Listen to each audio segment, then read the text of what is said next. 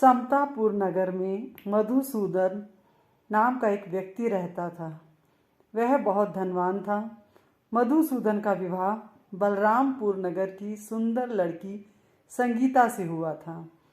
एक बार मधुसूदन अपनी पत्नी को लेने बुधवार के दिन बलरामपुर गया।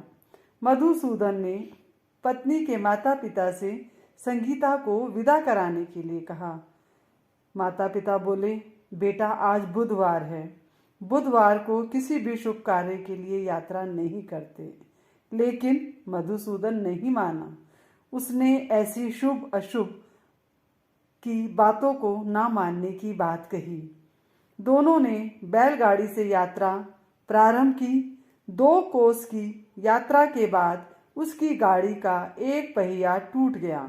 वहां से दोनों ने पैदल ही यात्रा शुरू की। रास्ते में संगीता को प्यास लगी। मधुसूदन उसे एक पेड़ के नीचे बैठाकर जल लेने चला गया। थोड़ी देर बाद जब मधुसूदन कहीं से जल लेकर वापस आया तो वह बुरी तरह से हैरान हो उठा, क्योंकि उसकी पत्नी के पास उसकी ही शक्ल सूरत का एक दूसरा व्यक्ति बैठा था। संगीता भी मधुसूदन को देखकर हैरान रह गई। वह दोनों में कोई अंतर नहीं कर पाई।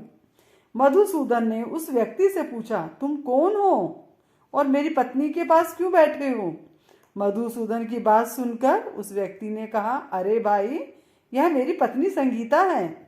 मैं अपनी पत्नी को ससुराल से विदा करा कर लाया हूँ। लेकिन तुम कौन हो जो मुझसे ऐसा प्रश्न कर रहे हो? मधुसूदन ने कहा, तुम जरूर कोई चोर या ठग हो। यह मेरी पत्नी संगीता है। मैं इसे पेड़ के नीचे बैठाकर जल लेने चला गया था। इस पर उस व्यक्ति ने कहा, अरे भाई, झूठ तो तुम बोल रहे हो। संगीता को प्यास लगने पर जल लेने तो मैं गया था। मैंने तो जल लाकर अपनी पत्नी को पिला भी दिया है। अब तुम चुपचाप यहाँ से चलते बनो, नहीं तो किसी सिपाही को बुलाकर तुम्हें पकड़वा दूंगा। दोनों एक दूसरे से लड़ने लगे। उन्हें लड़ते देख बहुत सारे लोग वहां इकट्ठा हो गए। नगर के कुछ सिपाही भी वहां आ गए। सिपाही ने उन दोनों को पकड़कर अपने राजा के पास ले गए। सारी कहानी सुनकर राजा भी कोई निर्णय न ले सका। संगीता भी उन दोनों में से अपने वास्तविक पति को नहीं पहचान पा रही थी। राजा ने दोनों को ही कारागार में डाल देने के लिए कहा। राजा के फैसले पर असली मधुसूदन भयभीत हो उठा। तभी आकाशवाणी हुई, मधुसूदन, तूने संगीता के माता पिता की बात नहीं मानी और बुधवार के दिन अपनी ससुराल से प्रस्थान किया। यह सब भगवान बुद्ध देव के प्रकोप से हो रहा है। मधुसूदन ने भगवान बुद्ध देव से प्रार्थना की, हे भगवान बुद्ध देव, मुझे क्षमा कर दीजिए। मुझसे बहुत बड़ी गलती हुई। भविष्य में मैं कभी भी बुधवार के दिन यात्रा नहीं करूंगा और सदा बुधवार को आपका व्रत किया करूंगा। मधुसूदन के प्रार्थना करने से भगवान बुद्ध देव ने उसे क्षमा कर दिया।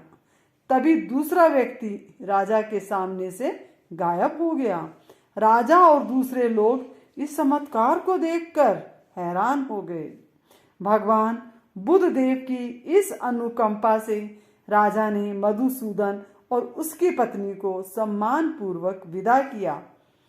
कुछ देर चलने पर रास्ते में उन्हें बैलगाड़ी मिल गई।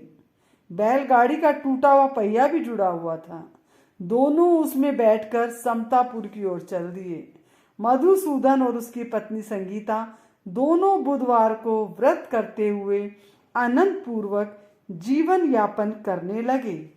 इस तरह भगवान बुद्ध देव की कृपा से उनके यहाँ खुशियां बरसने लगी।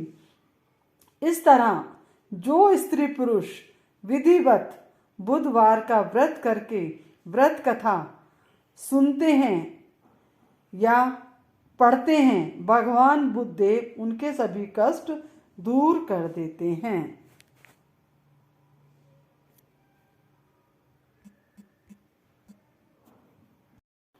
मान्यता है कि जो व्यक्ति इस कथा को सुनता है और औरों को भी सुनाता है, उसको बुधवार के दिन यात्रा करने का कोई दोष नहीं लगता है और उसको सभी प्रकार के सुख प्राप्त होते हैं।